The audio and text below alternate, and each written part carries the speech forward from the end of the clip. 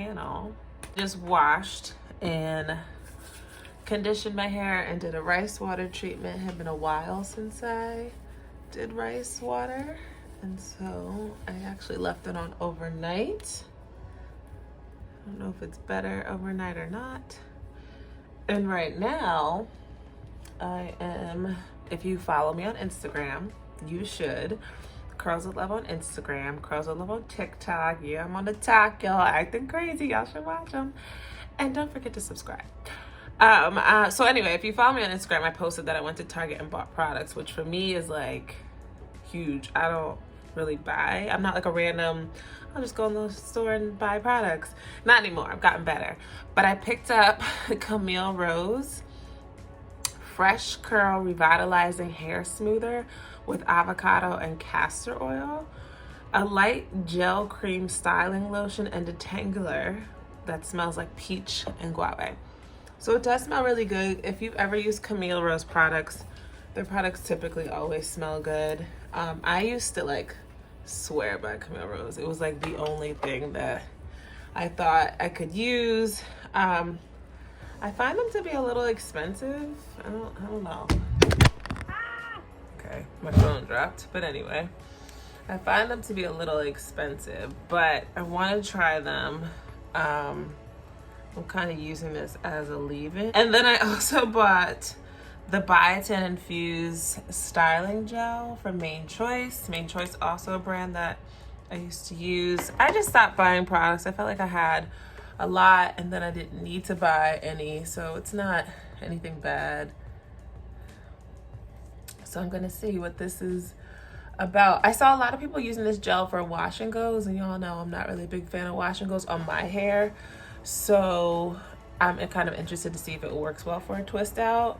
I did see someone told me not to use too much, and I'm a little heavy-handed at times, so I'm gonna listen and follow instructions. It is snowing in New Jersey, so if you see me like looking off, that is why. I love the snow. It is so pretty. I've been just walking around my house singing Let It Snow. I went outside and took pictures. If you don't follow me, I will put a picture in here. I just think it's so pretty. Like, I love it. But anyway, so while I'm twisting, we gonna be talking. Did y'all watch the Wendy Williams biopic? Honey, I'm a Wendy Williams fan. I know a lot of people don't like Wendy, and I understand why.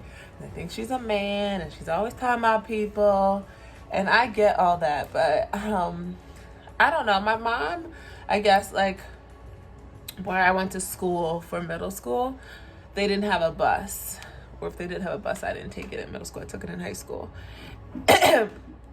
And so she would drive me to school, and when she would pick me up, she would be listening to the radio. And so we would listen to Wendy Williams. Like, I remember Charlemagne, like, being like, who is this man just talking crazy? So we are Wendy Williams fans, honey. Like, we tried to go to the show and everything. So I went over to my mom's house, watched it with her. We got, like, food. I got wine. Like, it was a whole thing. Ooh, I'm watching my neighbor try to get to his parking spot. So I watched it, and although, like I said, I'm a fan, and I know a lot of, like, the sad stuff that's happened in her story, I was really sad. Like, watching it, and then the doc, I was really like, my sister's been through a lot. She got a lot of trauma, and, like, if you don't know, I'm not gonna, share if you want to watch it or whatever, but she is in therapy, and I'm really glad that she is, because I think it speaks volumes to some of the things that she has done and has been done to her. And the situation with her husband, I think, is extremely sad, because that's been circulating on the blogs. I'll talk about that briefly. Like, he was cheating for years. Like, she knew about this woman. She knew about the affair. I'm gonna say probably women, not just this one. I mean, they of course highlight this lady because she's had his baby, but the part that killed me was he had a whole house for sis 10 miles from their house.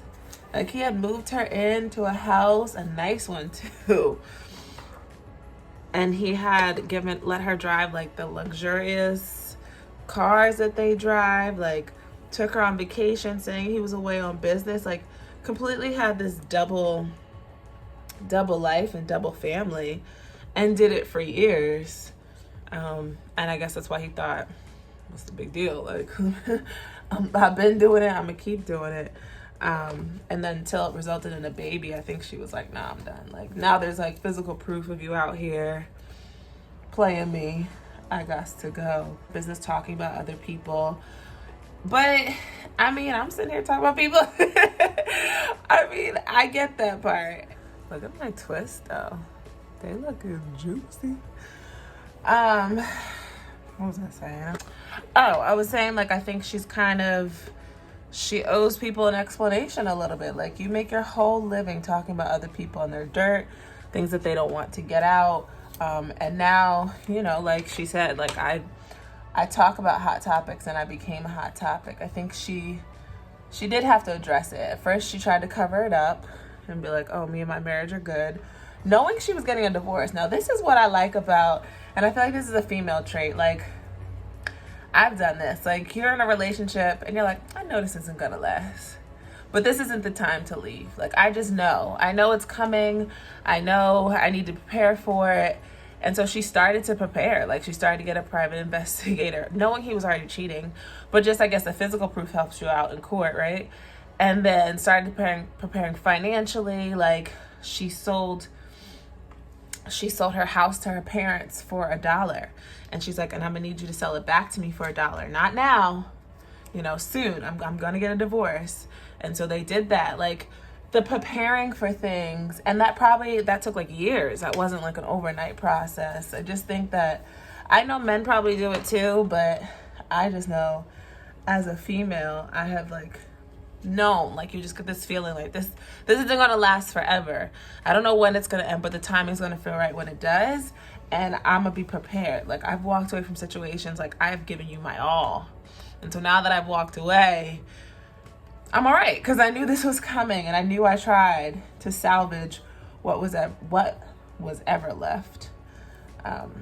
So yeah, I was just sad by it. Like, there's a lot of trauma, there's a lot of things she's been through, and I think people see the big boobs and the glitz and the glam and see her talking about people and realize, like, there's a reason behind, you know, all of that. And so, I don't know, I hope sis continues with therapy.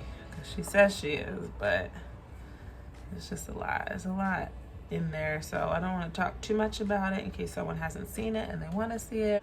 I know, like, the Method Man stuff is going around. If you're a big Method Man fan, you're probably like, you know, F that girl, whatever.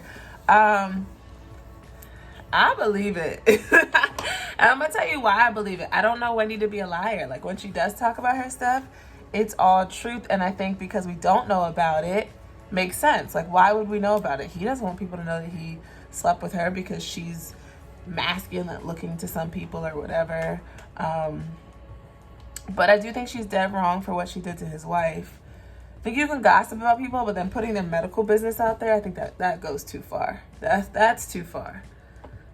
Like, gossip about cheating or a movie when they put their life out, or whatever scandal that seems to be publicly already out there, but she went too far with that one. If you don't know, a couple years ago, Method Man's wife got diagnosed with cancer, and Wendy Williams put it out there on the radio. I think the radio. And she hadn't even, like, told family. So that was when family and everyone was finding out. So, yeah, it was the radio because Charlamagne was there. But, yeah, y'all, these celebrities. What about T.I and Tiny? What we gonna do? Girl, T.I and Tiny. I believe it all. I'm gonna just say that. I like T.I and Tiny. I like how they represent, like, this hood black love, Hollywood hip hop royalty. But T.I is problematic. T.I is chauvinist. T.I is he's just don't get me wrong, I love me some T.I. And the accent and the big words, I do. This is not, like, I'm not against them at all.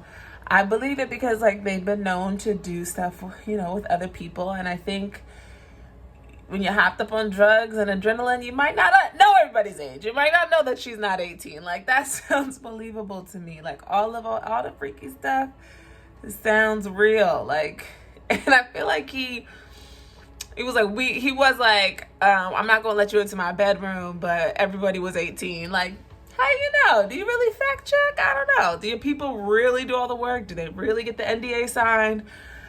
I don't know. Ooh, she looking nice. Sometimes my twins be looking crazy, but this time I gotta give it to them. I don't know. And T.I, it's just the whole thing with his daughter. Like, you know, he just does some things, and I'm just like, the way you talk about women, the way you treat your sons versus your daughters, and the way he's treated Tiny. Like, let's be real. Like, he hasn't, whatever. He hasn't treated her the best. And here's my thing. Like, why you go and cheat on a woman where she lets you bring other women into the bed? Like, that got so confusing to me. Like, you've openly cheated on her, and admittedly, because I watched the Red Table Talk interview, but why? Like, why if y'all do this stuff together? Like, is there really a need? Someone has to explain that to me, because I don't, maybe a man, because I don't get that. If we having fun with the homies, there ain't no need for you to step out with the homies, right? I don't know. I don't get it. And honestly, T.I and Tiny are grown, and as long as they're not doing anything illegal, like, who really cares what they do in their bedroom? I think my concern is, like, you putting a gun to someone's face, and in some of those stories, apparently those girls weren't 18. But then I heard, like, you know, girls just be like, oh, they just lied about their stories to have a story. I don't know where that's cool. Like, I'm gonna just make up a story on a celebrity just so someone will repost me and people will ask me about it. I don't know. I hope that there's no foul play. Like, rock out and have fun. And, you know, we're grown, but just don't do anything illegal or hurt anybody. Like, that's where I feel like it draws the line, or I draw the line, I should say. Because I'm almost done, but I gotta say something about Courtside Karen. I have like zero investment in like basketball and LeBron. Like, I think he does great things for Black people, but that situation has me dead. And how y'all the internet is just undefeated every time. Like, making up memes about Karen, saying like Savannah, she should be lucky Savannah wasn't there, is hilarious to me. So LeBron was playing, I guess a fan was heckling, whatever. And then LeBron went back at him, and then the wife was like, you're not gonna talk to my husband that way. And she said he was like, shut up, bitch. Where if he did call her a bitch, I would think he's wrong regardless. But apparently, I guess the audio was like, why you got your mask down in this bitch? Shut up, bitch, in this bitch. So, I don't know. I feel like if LeBron called out her name for no reason, it was wrong. But she did have the mask, like, right here. So I could see that argument, and that's what they're saying he said. She got kicked out, and so she feels some type of way for getting kicked out. And I guess she felt like she said LeBron started with her husband.